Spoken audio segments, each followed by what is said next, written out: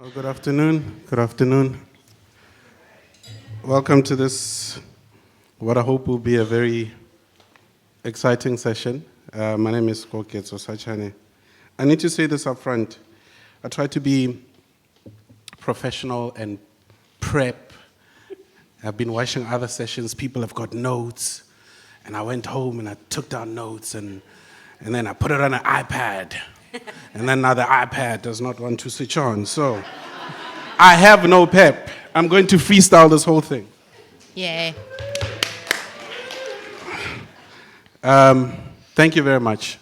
I need to firstly just thank the Open Book Festival and the sponsors for this. When I was approached, it was a bit surreal. When I was approached by Frankie to host this session, she sent me an email. I didn't see it, and then I had to hit the road. I was on my way to Johannesburg to go and bury my aunt. And got to Colesberg, and Frankie sent me a message saying, please check your email. And when I checked the email, that's when I saw that the topic is proximity to death, which was all very weird. So it makes sense to be here, but I want to just first off welcome our panelists, our authors, Melinda Ferguson. So much. I met Melinda literally a couple of days ago, and it feels like I've known her for a while. There's a lot that we've covered over the past couple of days, and the book is bamboozled. I'm bamboozled. There's a lot here. And Terry Ann Adams, there's a lot between me and you, my sister. White Chalk is a book, and there are no kids here, right?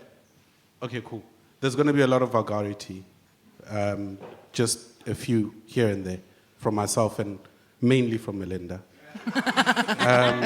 But I'm mentioning this because when I read the first story in Terry Ann's book, when I finished, my conclusion was, what the fuck, right? So we'll talk about that. And then the dear brother, Pie-Pacifique, Kabalira-Uwase, thank you very much for the book, Witnessing. This is harrowing and beautiful at the same time. So thanks to the three of you. Where I want to start off, and not in South African parlance of how's it, but genuinely with all that we've lived over the past couple of years, or our lives, I just wanted to start by asking, how are you? Phew. Can we start with me? I'm looking at you. Okay. I mean, look, today I'm very happy to be here, to be at a festival where I see people's faces, and I'm not feeling this terrible sense of hopelessness that I felt for a lot of the last 2 years, and worry and trauma and masks and just a feeling of being really anxious. So this has been a great coming out, and today, praise be to the good gods, I am all in one piece. Terry? I'm generally always a ball of social anxiety, but I think the past 2 years has been harrowing on everybody's anxiety, everybody's.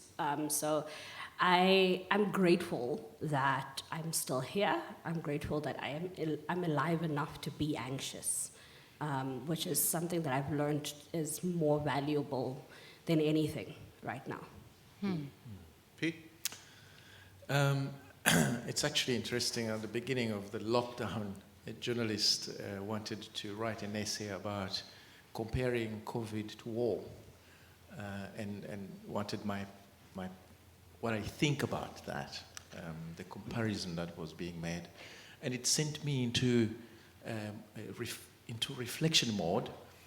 And I think I lived the past 2 years more as an observer.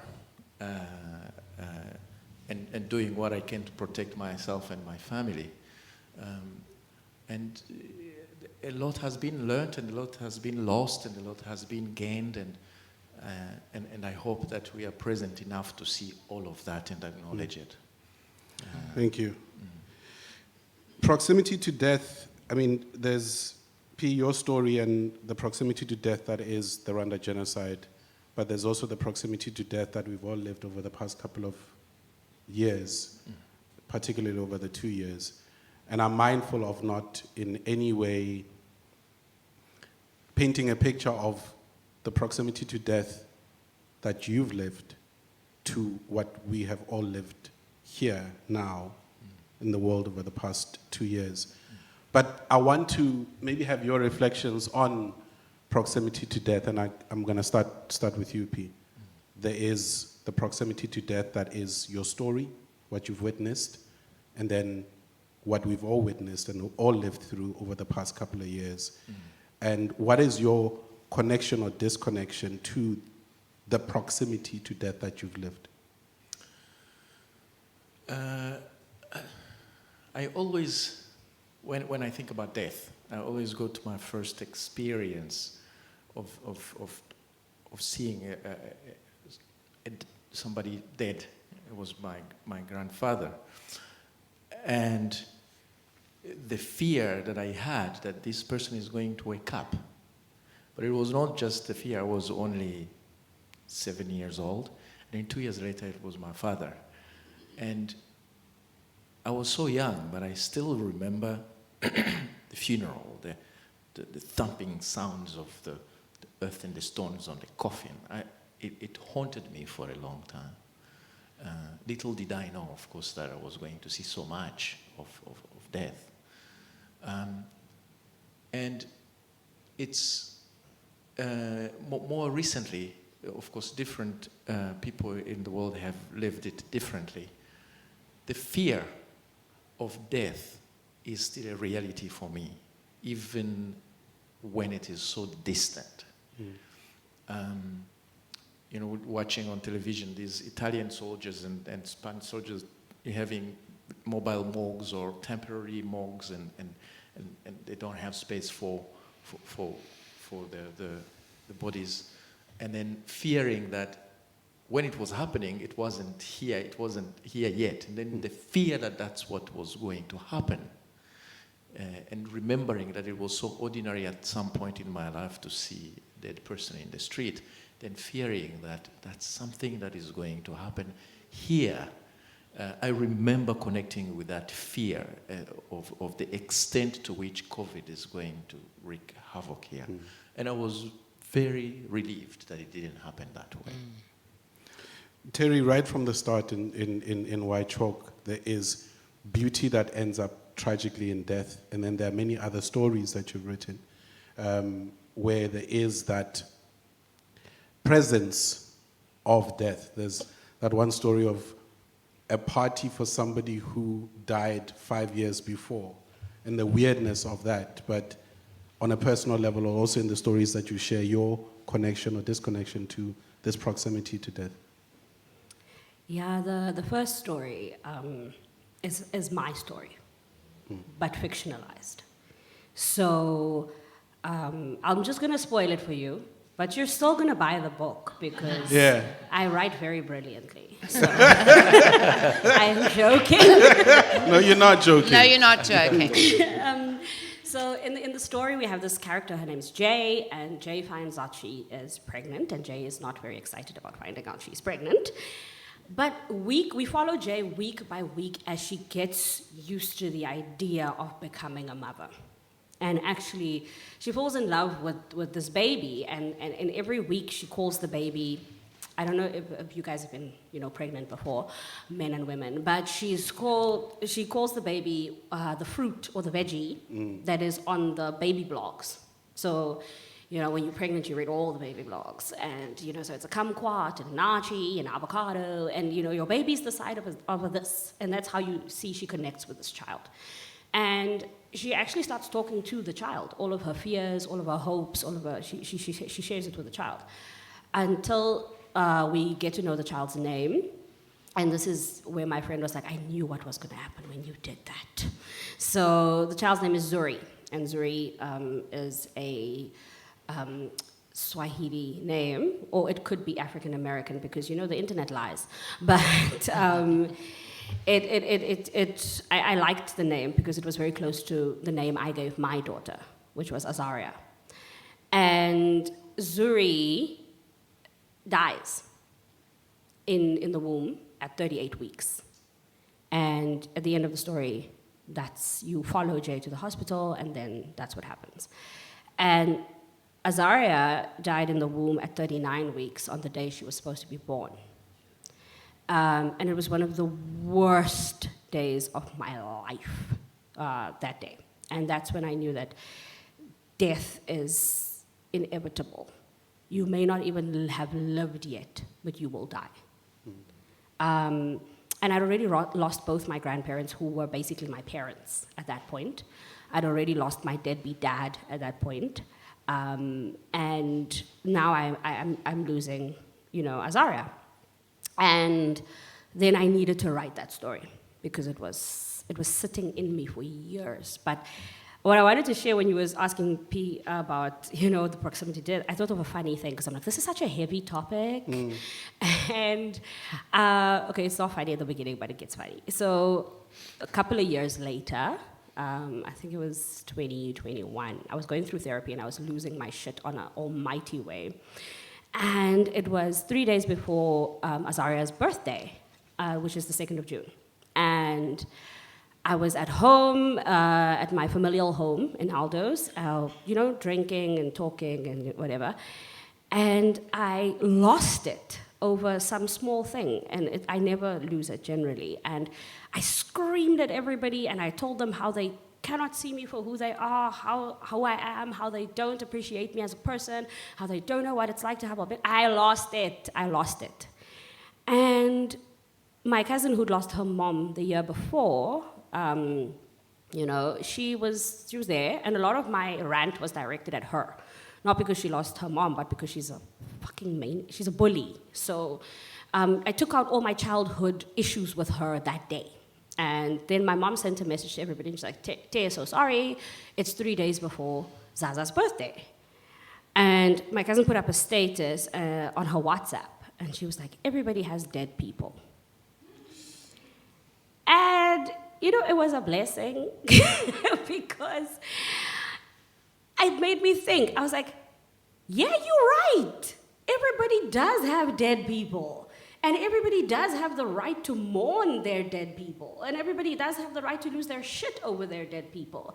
And it's really sad that everybody has dead people. People shouldn't be having dead people, And what she tried to make me feel bad about actually became one of the most empowering things in my journey of grief with Azaria, was the fact that Azaria is my dead person. And I get to mourn her the way I want to, and the way I need to, in a way that's not specifically harmful, because you also can't do that.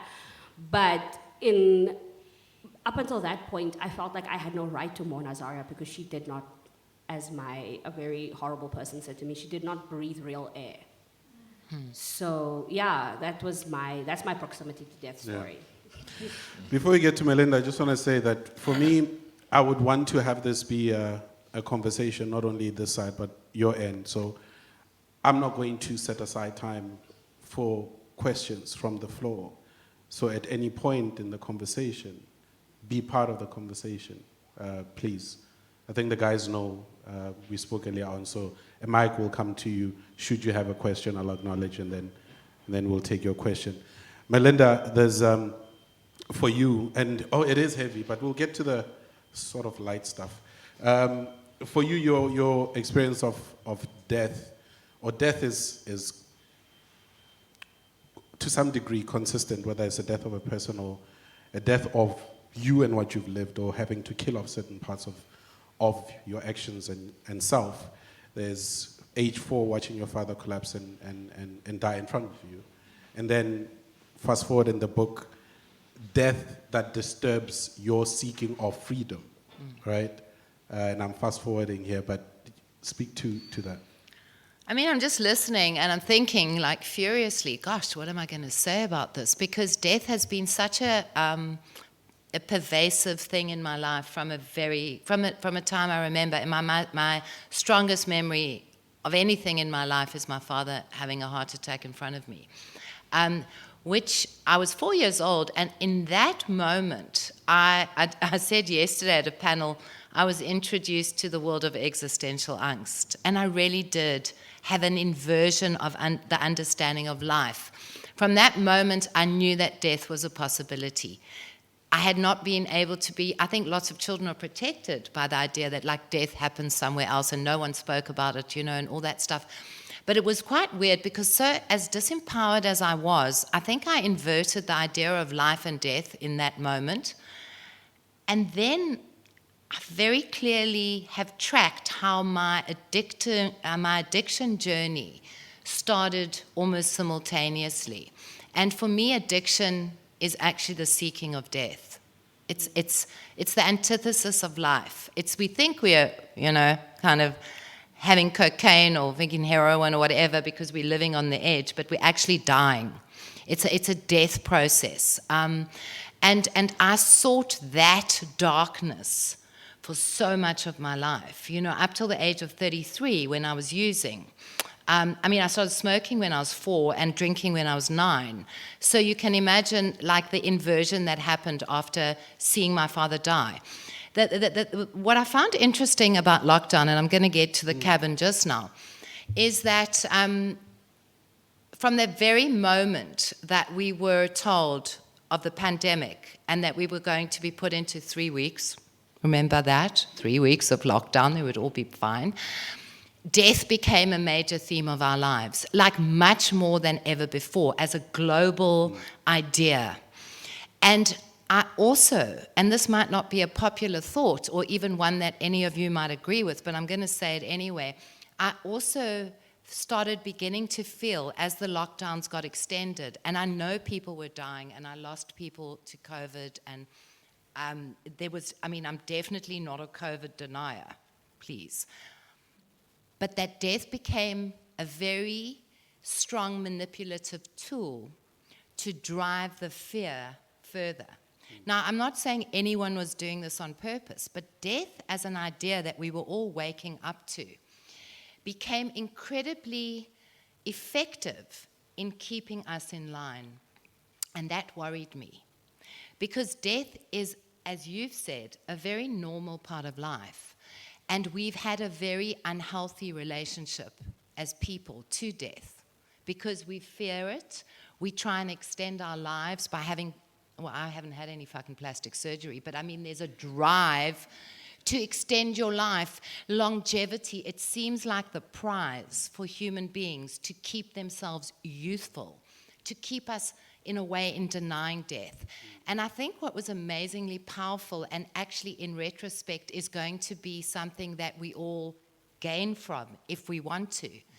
The fact that death became such an important part of our lives and we were aware that people were falling over, we were much more aware that it could happen to anyone.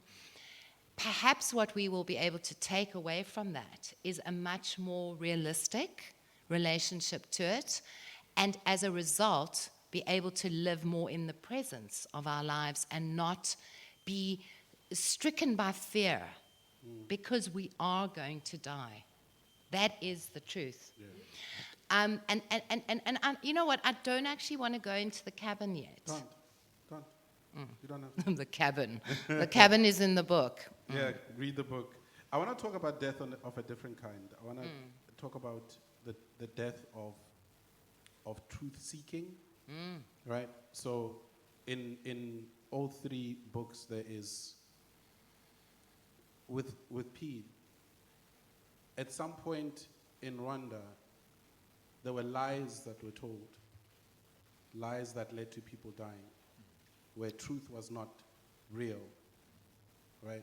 And Terry, in some of the stories that you write about, there are family secrets and there are lies, right? Melinda, you have alluded to a period during COVID where merely asking questions was problematic because the common narrative was this particular route, and if anybody asks anything different or questions this narrative, then you are Antifa or whoever it is that you are. So I just want to talk about the death of truth. Love it. Pete? I'm going to start by saying that we, I think, underestimate how simple we are, to the point where truth dies and we don't notice. And for me, that's the responsibility for the powers that be, those in influential positions, because that's where the truth dies. But what they are counting on is that the rest of us will not know that the truth is dead. And when the truth dies, a lot of things and a lot of people will follow. And we're seeing that unfolding in America with how close some things are getting. In Rwanda, in South Africa, it's really beginning to worry me, because we are literally moving into the dehumanization territory, which means tell a lot of lies until people are actually believing that that's true. In the meantime, death is dead. Truth is dead. So that's on one hand, the contexts in which we live and the people who literally kill the truth and the consequences of that. And sometimes I find it a challenge myself, because I keep asking myself, do I know if this is true or not? I am not certain whether truth is alive or dead yet. I'm borrowing your words because I think it's really powerful when you say the death of truth. So that is on a global context perspective. On a personal level, I think there came a point when I started learning the different lies I tell myself about the world, about people, and those are lies I put in place in moments of great anxiety. I used to fear human beings. I used to believe unconsciously that I have to be nice and polite, and I had this perpetual smile on my face, and I needed to be safe because I know how easy a human being takes another human being's life. Until I noticed that it was all a lie, but it was living inside of me. So how do I then stop that lie and let truth emerge in so many ways, be resurrected? And I think it's the resurrection of truth that is my quest now. There is in the book, there is a chapter where I write about a moment where I was on the floor, tears, snot, sweat, and my eyes closed, and I opened my eyes, and it was a completely different world. The people I saw were not just there in physically, but they were there in spirit, and I began to see people I thought I had lost. I believe that really required me to allow myself to die, or a big part of myself to die. And I was never the same afterwards. So how do I open myself to having truth emerge and be resurrected? And how do I cultivate my senses so that I know when truth is dead? Terry, before you go, I'm going to come back to what you just referred to, because the next area that I want to cover is like mental health, right? And there's your journey in accepting help, acknowledging the need for help, and you coming out on the other side, which you just spoke about. But Terry? I think when I think about truth dying, I actually had like a mental image in my head now, and I was like, truth doesn't die. It's not euthanasia. It's not, assisted suicide. It's not quick. Truth gets murdered over and over and over and over again. It dies, it wakes up, it dies again, it gets strangled, it dies again in a car accident, It dies. Ooh, Shem, it dies.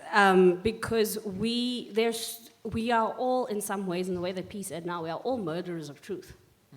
And on a global scale, it is the people who write the history. It is the people who distort the facts, the people who twist the stats, literally gunning truth down with a shotgun, with a Gatling gun.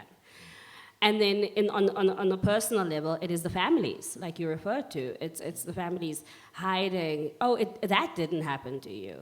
You know, oh, shucks, you know, oh, this person didn't die that way. Or, you know, this secret is, we're going to keep this in the family. Further smothering truth and putting a pillow on their face, you know. And then it's the truths we kill ourselves. Mm-hmm. The slow taking of pills, the way Melinda described it, the drug taking of killing truth. It's a long way to die, but we kill it every day.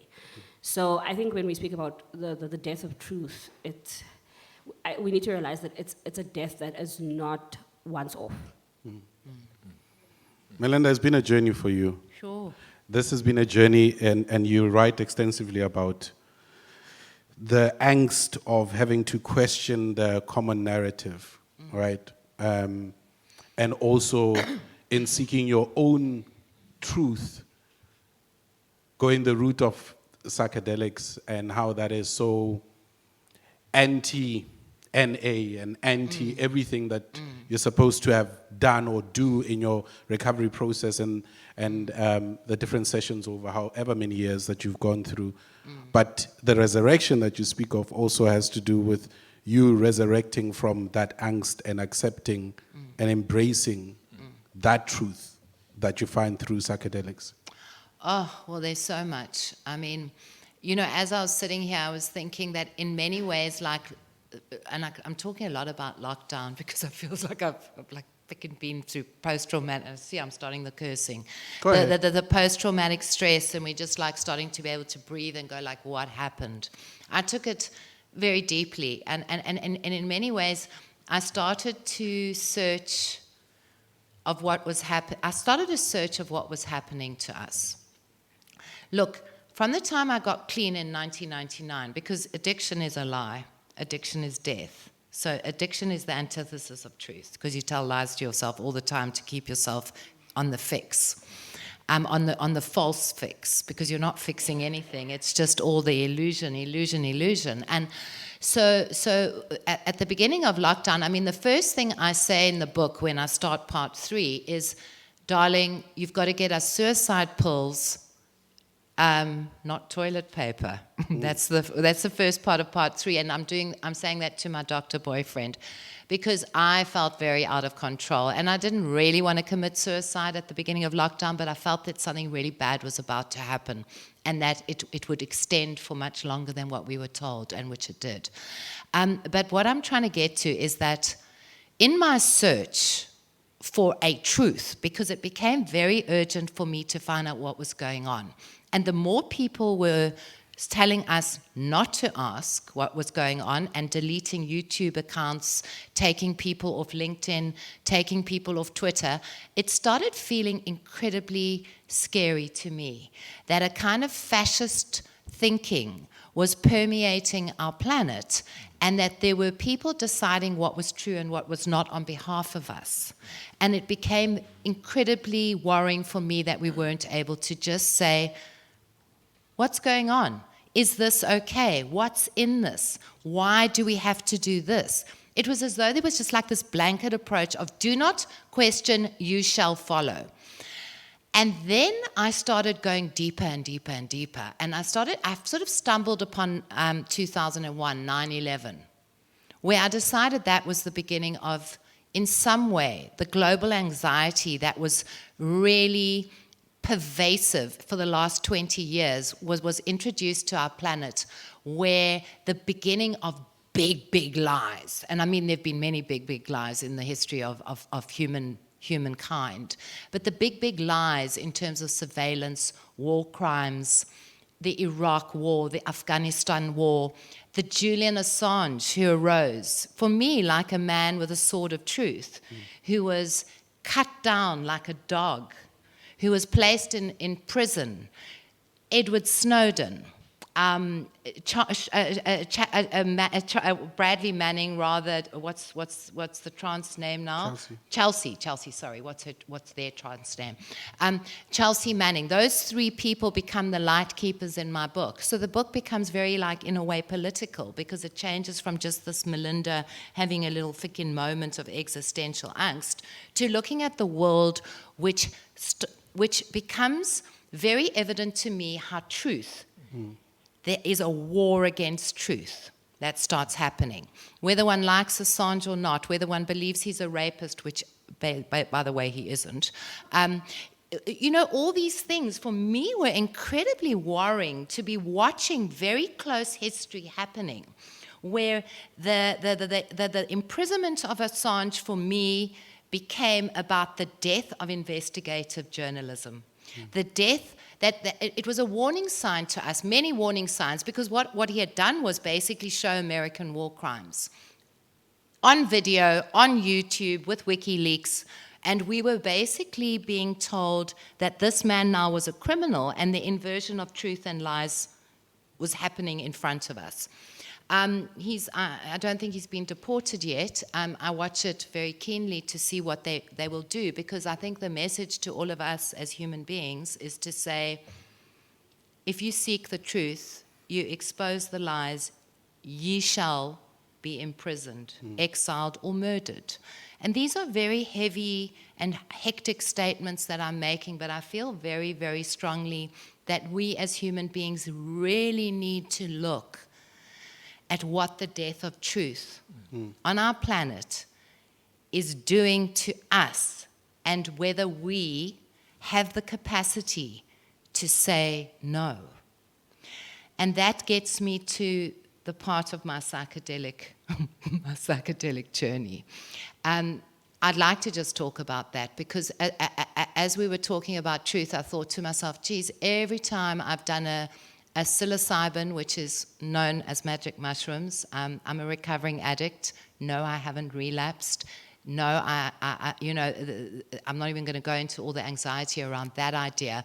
But when I've started journeying with plants and with fungi, rather, in 2015, for me, the veils of lies and the veils of untruth in those journeys have been like ripped from me, and the ability to actually see myself, see my faults, see my lies, and be exposed to truth has been quite profound in my life on that journey. And that has also helped, I think, me trying to figure out what the fuck is actually going on a bigger level. Which then brings us to mental health. Terry, one of the reviews of the book, I remember you quoted as saying that without having gone through therapy, we wouldn't have this book, right? And all four of us, actually, have gone through therapy, so, a story.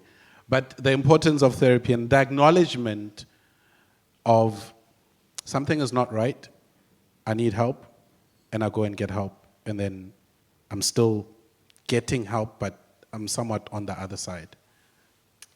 Yeah, therapy, it's loaded, Therapy in Communities of Color, a podcast. I remember, so losing Azaria really broke me, like from within. And I didn't know that it was not, I was already broken. She was just the straw that eventually. So in 2020, just as lockdown started, actually, I had a really, really horrible psychotic break. And I was very suicidal. And this is now, Azaria, she dies in 2018, and 2020 only we're having this moment. So everybody looks at me like I'm looking for attention. If you've ever been a colored person in a traditionally colored home and you asking for therapy, you know exactly the answers I got. So it was not good. And so I said to my mom, listen, I think I need to go to therapy. And my mom was like, well, you need to go somewhere because you are, wow, like do something, help yourself. And I then get what is my diagnosis of a bipolar disorder type 2.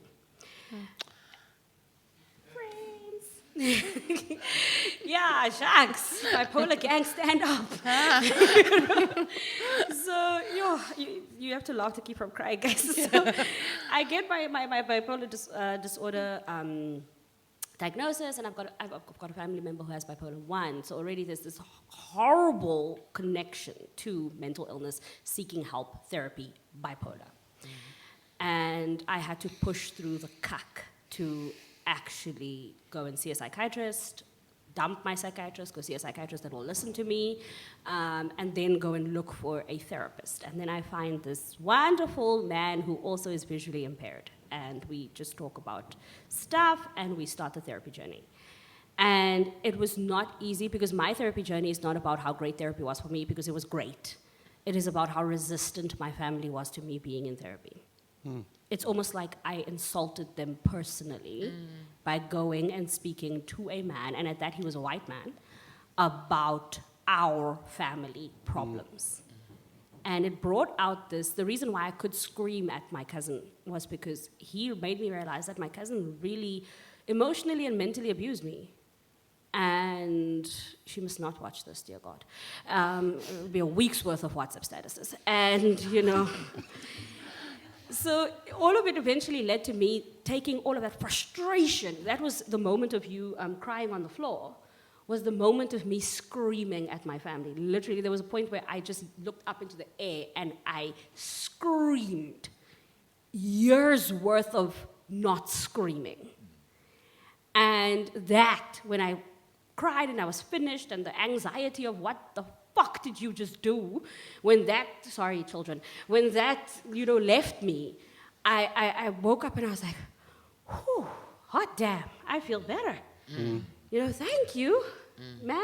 And I told my therapist, I was like, and I screamed at my family, and do I now need to go and book myself in? It's like, no, you've been needing to scream at your family. Thank you for screaming at your family, actually. And that was the turnaround. And that is, I'm still not like 100%, but I am way better than what I was years ago. Way, way, way better. P, you alluded to it, you spoke of that moment on the floor, but when that moment on the floor, you almost didn't make it there.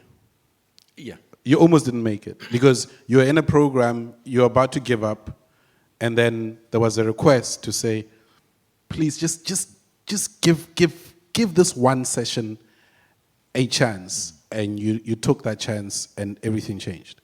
Yeah.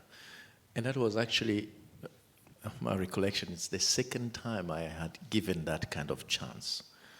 The first time I was in a leadership course as a student, and I just didn't feel like I belong. Everything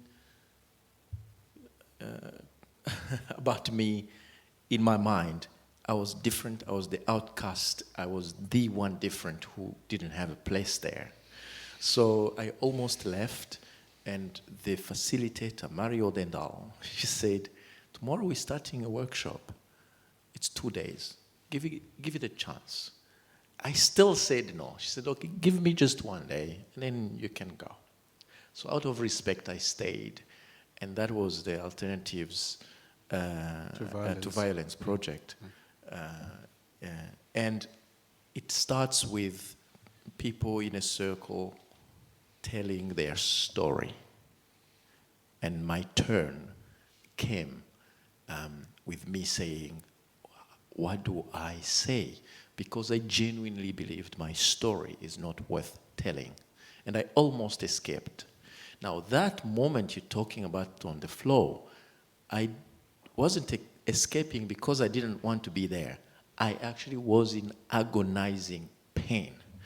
Those of you who will know what a cluster headache is, this pain behind your eye, like you cannot massage it, you can't do anything.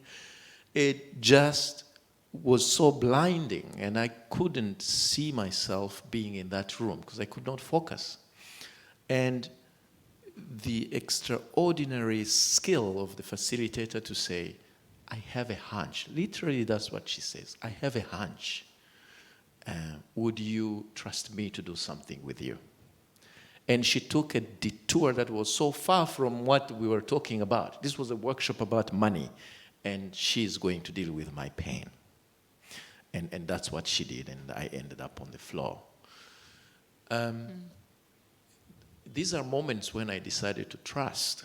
And as a student, I went to therapy, but there I went by default because I had been here as a car guard, then went to the University of Natal, went in residence. I know nobody knows me there. I have no social structure, I have no family to call.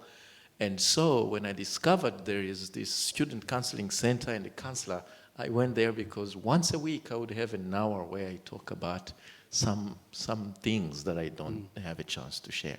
It ended up being the best decision I ever made, and I became the child of the student counseling center I was known. Now, in all those processes, I think one of the things that they did for me was it's like peeling an onion. Which is, in my opinion, infinite, because you never really get to the core, because there is always something to peel so long as we are alive, because this is something that is with us. But you get opportunities to touch it and be in the core for as long as you want. And that, for me, that is what I think that's what they helped me to do. And there are human beings who have that ability to just listen and help you peel your own onion. Yeah. And this left me with one fundamental belief that, which I hope is true, that there is no greater gift to another human being than just creating that space where they can share without being judged, whatever it is that they say. It's a great gift. It's how I got here, and it's something that I long to be able to give to others.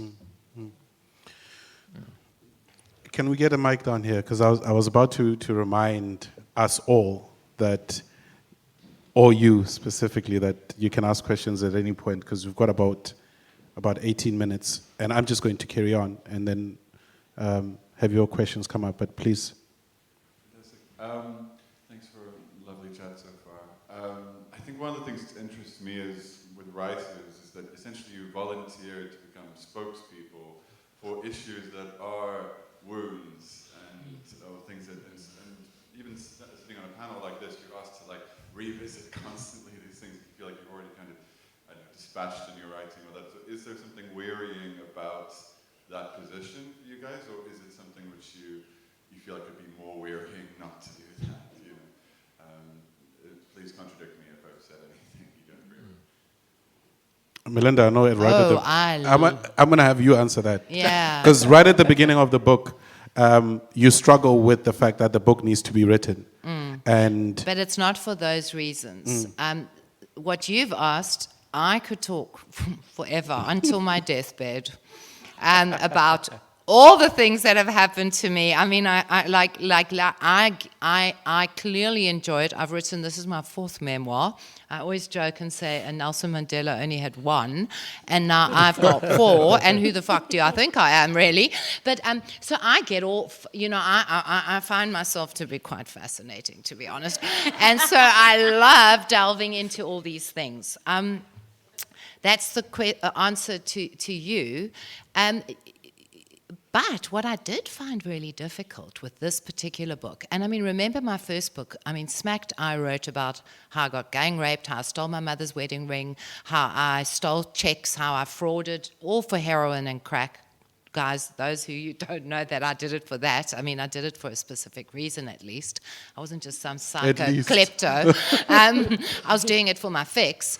And in my second book, I spoke about my love addiction to this crazy guy who was cheating on me, and I was climbing up the hill and staring into the window to see if he was cheating on me. So I was like insane. My third book was like catching him in bed with a Dutch lesbian, writing off a Ferrari, and it was just all this crazy. Then I went and tried to write this book. Some of the faces I'm seeing, sorry to interrupt. Wow. There's like a few faces like, what are you talking about? Yeah. Yeah. This book was a lot more about like looking at my vulnerability, looking for a spiritual answer, things that were much, okay, it had a backdrop of lockdown, and it had a murder at this cabin that I just bought. So there was still drama. Don't you think there's no drama in my book? There is drama, but the impulse for me to write this book was to explore the cracks within myself and the cracks within our world. And I found it so hard. I found it so scary because I kept thinking, what are you all going to think of me when I tell you that I'm actually scared, that I'm not that sure of who I am and what our world is becoming and who we are as human beings? When I tried to talk about my very risky and scary journey with psilocybin, I had such loud voices going, they're going to say you relapsed, you're a drug addict again, all your hard-won 23 years of sobriety is going to be made a mockery of. And so I had a lot of outside noise that was telling me, don't do it, don't tell the truth, don't speak of that which should not be spoken, about what I really thought was behind lockdown. Oh my God, I thought I was going to go to thought crime police cells. So, yeah, I mean, I don't find it hard talking about my wounds and about the scandalous things I've done. What I do find it hard in terms of the writing is talking about my human fears, my human vulnerability, and things that are much less obvious. Do you guys want to respond to the same question? No, I think it's Been answered. It's been answered. Yeah, Come. no, hey? Please, But please go. I like what you said about volunteers, because it's the first time somebody, was him. what you said about volunteers to talk, and I'm saying this as a Rwandan, because in my country, on the surface, there's only one way you can talk about what happened. It's the only allowed way. That's one. On the other, culturally, what we leave out, what we don't say is more important. So we have a way of not sharing what is really happening. We even have sayings like that, amarira y'umugabo atemba ajya mu nda. That's like a man's tears, they flow within, or agahinda k'inkoko kamenwa n'inkiki yatoye, as in the pain of a chicken only is known in the corner where it is picking. It's so what I'm really saying is that the value of a man is measured by what they are able to conceal rather than what they are able to share. And so when I wrote that book, I broke a code. I had to break the Rwandan code.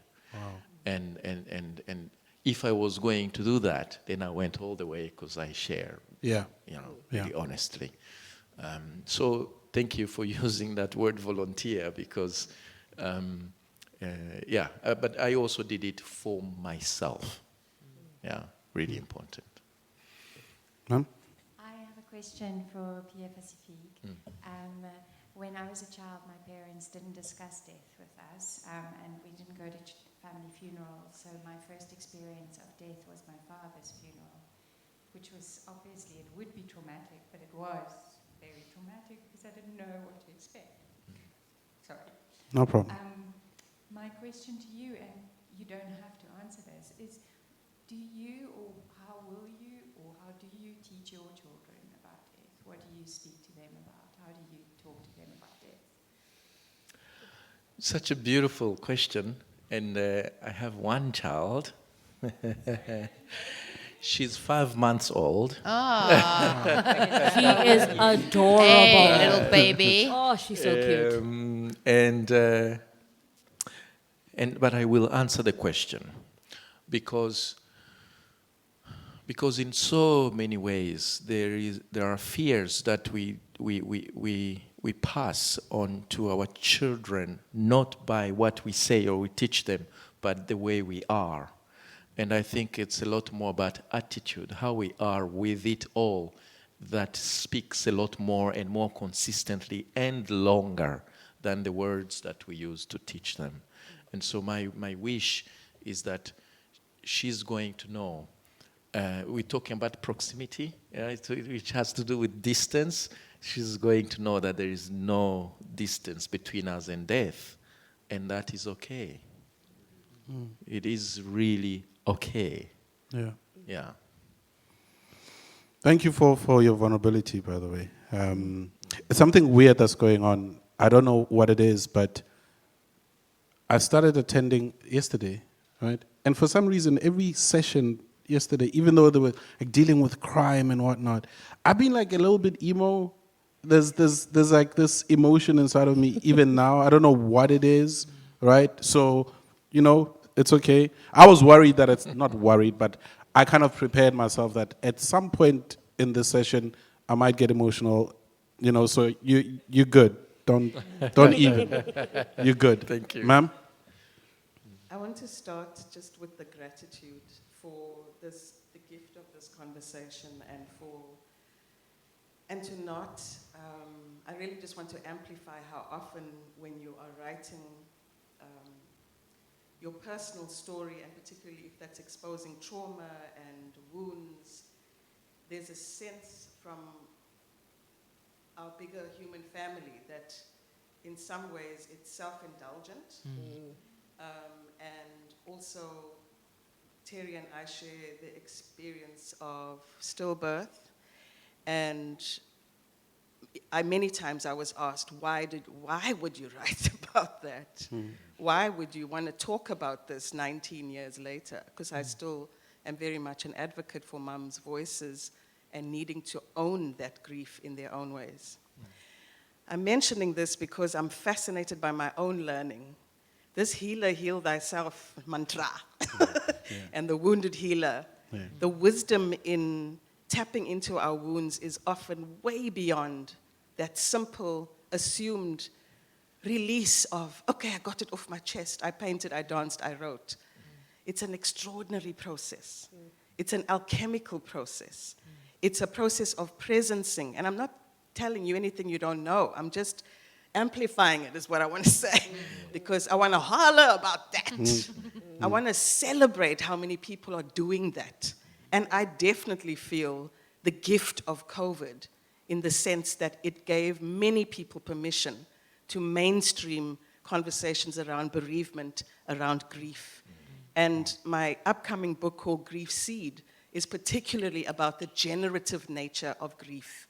Because as you said, Melinda, I could write about this for days. I could talk about it for the rest of my life.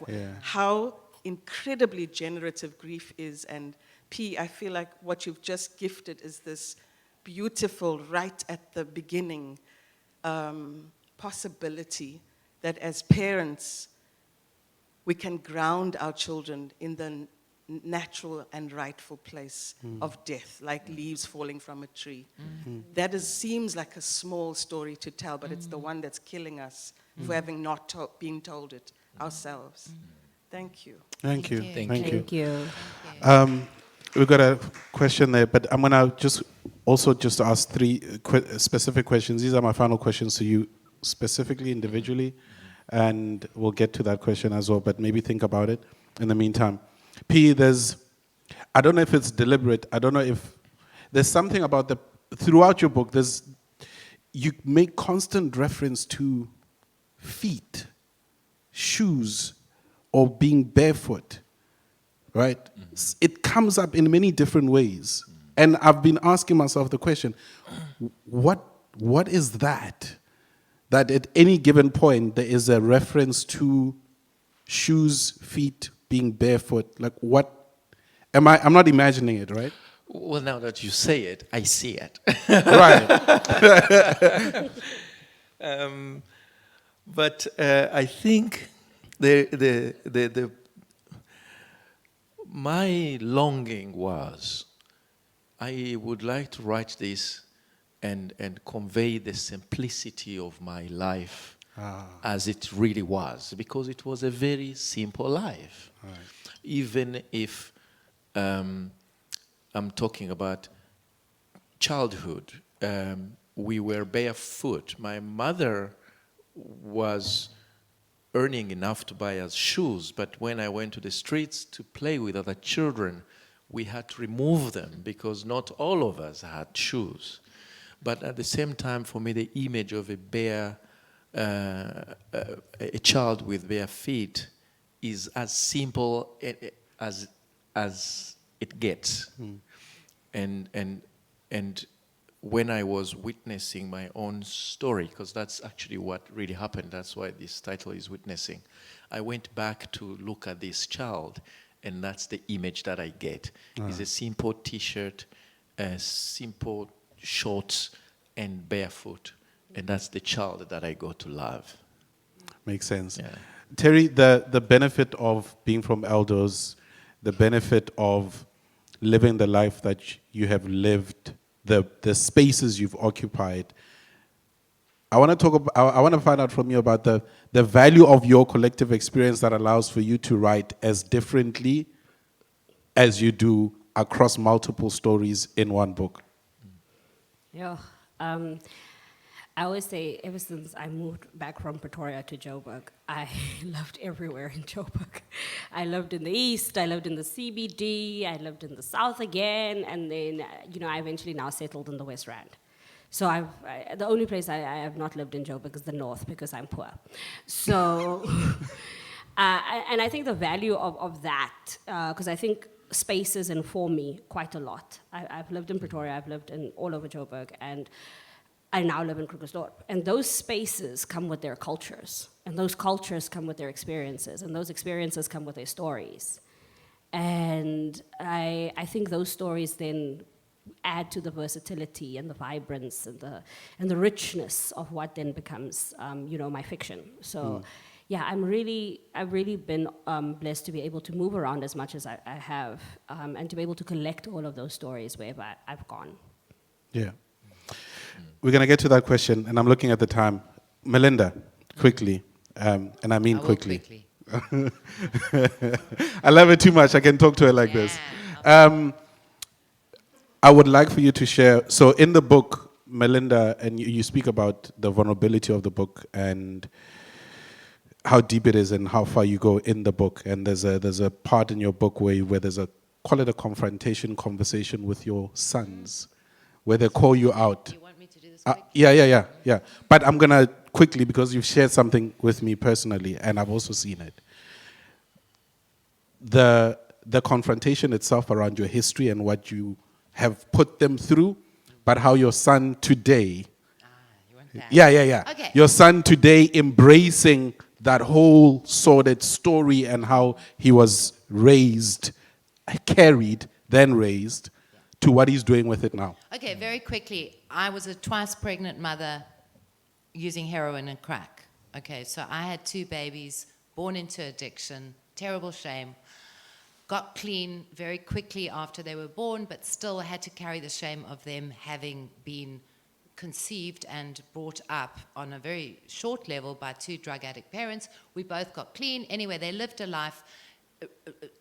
And oh God, I need to say this. Yeah. My youngest son read my first book, Smacked. And this is all written about in the book. There's a whole, very long night of confrontation. Dark wounds are brought out and the truth comes to light.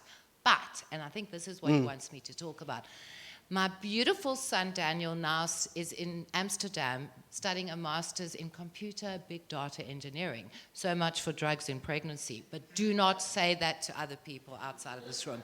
Anyway, this boy is brilliant. But what he's doing as a side hustle is doing stand-up comedy. And the other day he sent me a little clip on Instagram, and he stands in front of this Dutch audience and he says, The first time I took ecstasy was in Amsterdam. Oh no, the first time I took ecstasy was in my mother's second trimester.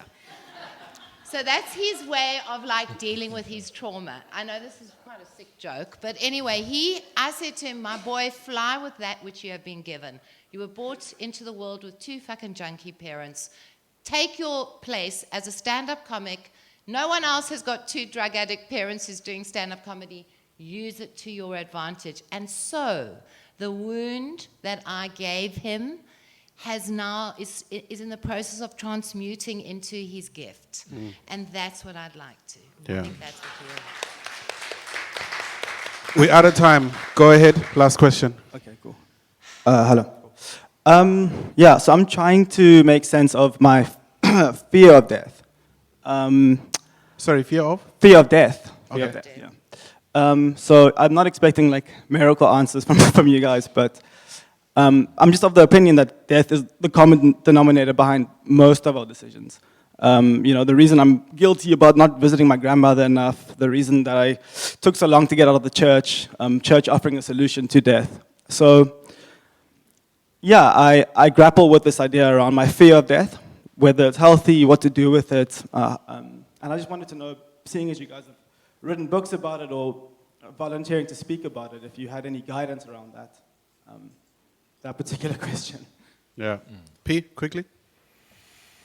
I think, as I said, really we're talking proximity of death, but there really is no distance, because there is this image of death as something that happens to people who are sick, or and that's how we experience old age, etc.